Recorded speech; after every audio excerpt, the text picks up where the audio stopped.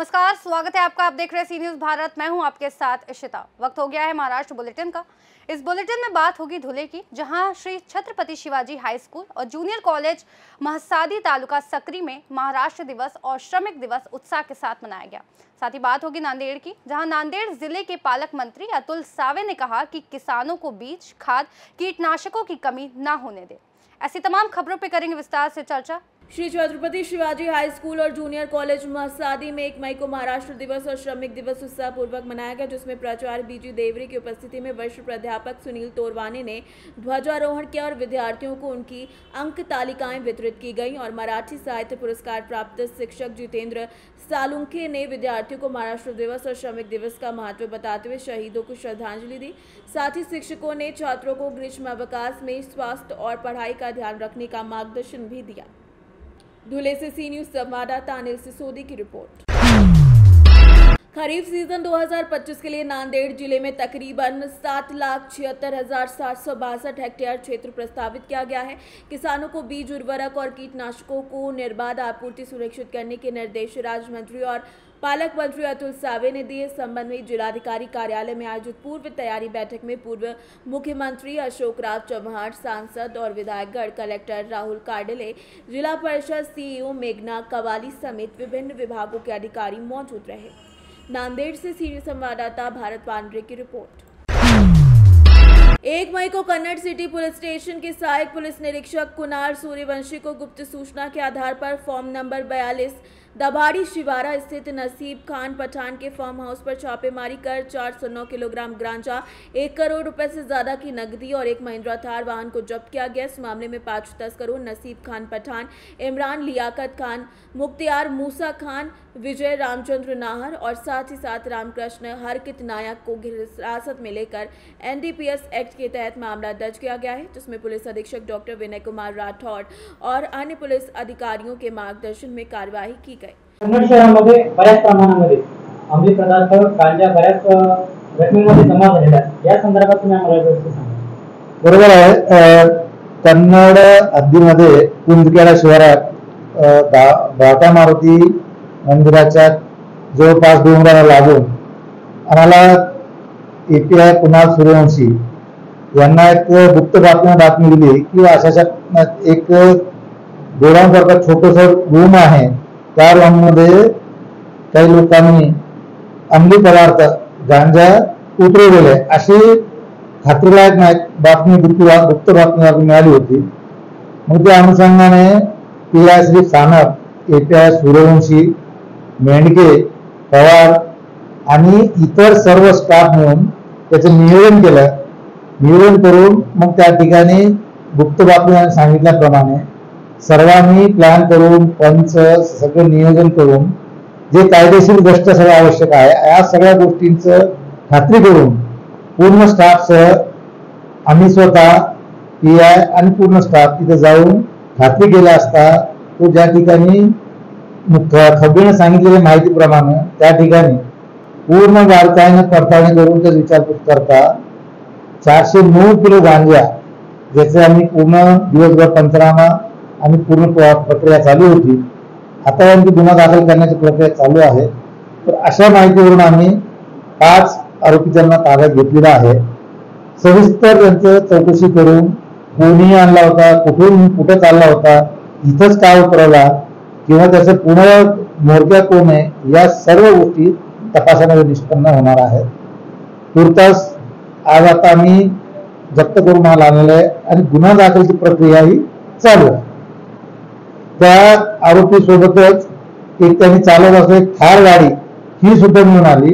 आम्ही त्यांनी सविस्तर चौकशी केली असता ती ओरिसामधून आणून कर्नाटकला घेऊन चालले होते, तर एक रिसिव्हर त्यांनी या कुठे जंगलामध्ये येऊन तो माल रिसिव्ह करणार होता अशी आम्हाला माहिती आता पुढे घालून येते।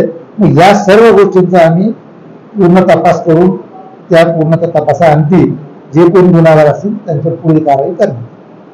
संबंधित माल जो कन्नडमध्ये येऊन थांबलेला आहे, कदाचित असा संशय व्यक्त केला जाऊ शकतो का कन्नडचेच कोणीतरी व्यापारी तिघी होण्यासाठी तो माल आलेला असावा? नाही, त्याविषयी आम्ही नक्की सांगता येणार नाही। तपास आत्ताच तर कुठे आणखी आमच्या गुन्हा दाखलची प्रक्रिया चालू आहे।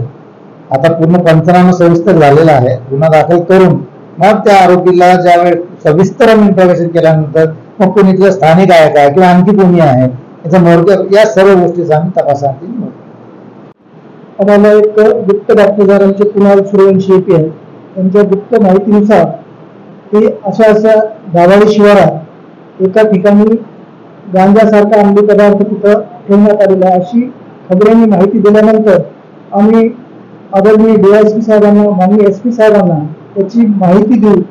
मग तिथं खात्री करण्यासाठी आम्ही स्वतः DSP साहेब, कुणाल सूर्यवंशी आणि आमच्या स्टाफसह तिथे गेलो असता आणि तिथे छापा घातला. तर तिथं आम्हाला एक साधारणतः 409 किलो गांजा आणि 1,40,00,000 रुपये त्यांची साधारणतः किंमत असलेला 5 आरोपी आणि एक थार गाडी आम्हाला तिथे मिळाली. त्याचा आम्ही सविस्तर आज रोजी पंचनामा केला आणि आता गुन्हा दाखल करण्याची प्रक्रिया सुरू आहे. तो सुरुवातीच्या तपासातून असं कळतं की तो माल ओरिसातून आणण्यात आलेला होता आणि तो पुढे कर्नाटकला जात होता, परंतु तो मध्ये रिसीव्ह करण्यासाठी इथं त्यांनी त्यांच्या ओळखीने एका आपल्या दाभाडे शिवारात एका जंगलाच्या एका रूम मध्ये तो ठेवण्यात आलेला होता. बाकी जे काही आरोपी असतील ते आधी निष्पन्न झाले आणि बाकीचाही आम्ही तपास करत आहोत. तपास झाल्यानंतर जे तपासांती आरोप येतील त्यांच्यावर आम्ही कारवाई करत आहोत. छत्रपति संभाजीनगर से सी न्यूज संवाददाता शिवाजी नवले की रिपोर्ट। छत्रपति संभाजीनगर के शिरूर में श्रमिक दिवस के अवसर पर जय कामगार आंदोलन के शरद पावले द्वारा शिव सेवा मंडल हॉल में श्रमिकों की सुरक्षा और अधिकारों को लेकर संवाद बैठक आयोजित की गई, जिसमें दीप प्रज्वलन कर जय कामगार के नारे लगाए गए और श्रमिक एकता जन जागृति अभियान की शुरुआत की गई। इस दौरान श्रमिकों पर सरकार द्वारा लागू कानूनों के हुए बदलावों से उपजी असुरक्षा पर चर्चा हुई और शिरूर तालुका में भव्य श्रमिक बैठक आयोजित कर आंदोलन को राज्यभर में फैलाने का संकल्प लिया गया, जिसमें सामाजिक कार्यकर्ता शरद पावले समेत कई प्रमुख पदाधिकारी और कंपनी प्रतिनिधि उपस्थित रहे।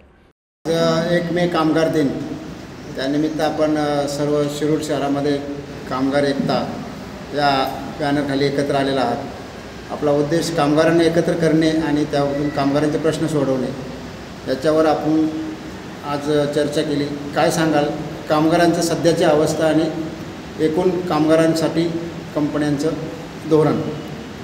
सर्वात महत्त्वाचं देशाच्या समृद्धीचं आज एक प्रतीक कामाच्या देशाचा श्रमावर, आज कामगाराच्या श्रमावर आज देश उभा राहिलेला आहे आणि जो त्याला खऱ्या अर्थाने न्याय मिळायला पाहिजे, त्याला खऱ्या अर्थाने त्याचा आदर व्हायला पाहिजे, त्याचा सन्मान व्हायला पाहिजे। परंतु आज एका बाजूला कायदे तुटपुंजे कायदे तयार करून कायद्यामध्ये बदल करून सरकारने ज्या पद्धतीने कामगारावर घाला घातलेला आहे आज आपण पाहतोय, तो एका प्रकारे गुलामगिरीकडे घेऊन जाण्याचा एक प्रकार सरकारकडून चालू आहे।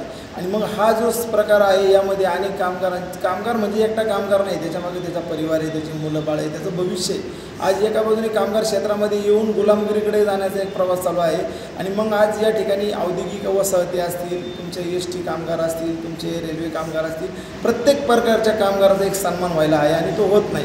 पण कामगाराची सगळ्यात मोठी शक्ती जी असेल तर ती एकता आहे। कामगारामध्ये एकजूट निर्माण व्हावी यासाठी हा लढा या ठिकाणी निर्माण केलेला आहे। जे कामगार नावाची चळवळ या ठिकाणी भविष्यात उभी होणार आहे आणि जे काही कामगार कायद्यात बदल झालेले आहेत ते बदल दुरुस्त करून या ठिकाणी निर्भय कामगार आज कंपनीमध्ये उभे झालेले आपण पाहणार आहोत। अनेक कामगार नेते या ठिकाणी आहेत, परंतु ते काही कारणास्तव त्या ठिकाणी त्यांचं काम ज्या पद्धतीने करायला पाहिजे त्या पद्धतीने करत नसल्यामुळे शेवटच्या कामगाराला आज न्याय मिळत नाही। अनेक कंत्राटी कामगार असतील, त्यांचा आरोग्याचा प्रश्न निर्माण झाला आहे, त्यांचा पगाराचा प्रश्न निर्माण झाला आहे। कंपन्यांमध्ये कामगारांकडून किती काम करून घ्यायचं, मर्यादित काम करून घ्यायचं, त्याचं काही कुठल्याही प्रकारची मर्यादा राहिली नाही। काही विशिष्ट समुदाय या ठिकाणी कंपनीमध्ये AC मध्ये बसून कामगारांचं शोषण करण्यासंदर्भात नियोजन करून कामगाराचा पूर्ण परिवार उद्ध्वस्त करण्याचं या ठिकाणी प्रयोग या ठिकाणी राज्यामध्ये चालू आहे। औद्योगिकीकरणाच्या माध्यमातून आपण बेरोजगारीचा विषय या ठिकाणी मांडण्याचा प्रयत्न करतो, परंतु त्या औद्योगिकीकरणाच्या नावाखाली तुम्ही कामगारांचं शोषण करताय, कामगारांना उड्यावर आणायचं काम या ठिकाणी कायद्याच्या माध्यमातून चालू आहे। त्यामुळे अनेक कंत्राटी कामगार असतील, तुमचे डिप्लोमा असतील, IT असतील, प्रत्येक वेगवेगळ्या स्तरावरच्या कामगारांचे जे काही प्रश्न आहेत ते समजून घेऊन त्या कामगाराला न्याय देण्यासाठी या ठिकाणी आम्ही एकात्मतेचा एक आवाज या ठिकाणी ज्योत पेटवलेली आहे आणि जे कामगारच्या माध्यमातून आम्ही ही ज्योत प्रकाशित करणार आहोत. जे काही कामगार कायद्यात बदल झालेले आहेत ते दुरुस्त करून प्रत्येक कामगाराला न्याय मिळवण्यासाठी श्रमावर आधारित श्रमाला न्याय देण्यासाठी या ठिकाणी समृद्ध भारताचं स्वप्न पूर्ण करण्यासाठी या ठिकाणी एक आज ज्योत पेटलेली आहे. जे कामगार चळवळ ही राज्यातल्या प्रत्येक कामगाराला निर्भय करणार आहे आणि त्याचं भविष्य उज्ज्वल करण्याचा या ठिकाणी प्रयत्न करणार आहोत. भविष्यामध्ये या सगळ्या कामगारांचे प्रश्न समजून घेऊन लवकरच शिरूर तालुक्यामध्ये मोठा मेळावा घेऊन या ठिकाणी सरकारचं लक्ष वेधणार आहोत. सरकारशी पत्रव्यवहार आम्ही करणार आहोत आणि कामगारांना न्याय देण्यासाठी राज्यभर दौरे चालू करणार आहोत. सुदामिशी तर मी रांजणगाव इथं बेकाड कंपनी आहे, तर मी तिथं कामाला होतो. तर मी तिथं 15 वर्ष काम केलं. 15 वर्षानंतर काय सुनील चव्हाण म्हणून तिथं ते म्हणजे काय मॅनेजमेंट होतं, तर त्यांनी आमच्यावर ते कारवाईनुसार हे केलं आणि कारवाईनंतर ते कोर्टात हजर केलं. कोर्टानुसार मग आम्हाला ते 6 महिने 1 वर्ष 2 वर्ष 3 वर्षे असंच म्हणजे ही काय कोर्टाची ती पायरी असते. जसं यांनी सांगितलं कोर्ट किती वेळ लावतो त्यानुसार आम्ही ते या गोष्टी करतो. तुम्हाला आतापर्यंत न्याय नाही मिळाला. तुम्ही पीडित ग्रस्त आहात म्हणून या ठिकाणी आलेलं आहे. नाही, ते क्षेत्र नसतं सगळं. हे काही याच्यावरचं क्षेत्र नसतं की तुम्हाला ते कोर्टात पाठवून द्यायचं आणि काहीतरी काल 10 वर्षे 15 वर्षे जातील असे तुम्ही संपून जाणार, असं हे ते कंपनीचं क्षेत्र असतं. ते कामगार म्हणजे संपवण्याचं क्षेत्र असं असतं. छत्रपति संभाजीनगर से सी न्यूज़ संवाददाता शिवाजी नवले की रिपोर्ट। छत्रपति संभाजीनगर में महाराष्ट्र सरकार की गुणवत्तापूर्ण शैक्षिक वीडियो निर्माण और नवाचार प्रतियोगिता में महात्मा फुले जूनियर कॉलेज कन्नड़ के अंग्रेजी शिक्षक डॉक्टर संजय गायकवाड़ ने जिला और तालुका स्तर पर कुल 5 पुरस्कार जीतकर उल्लेखनीय सफलता हासिल की।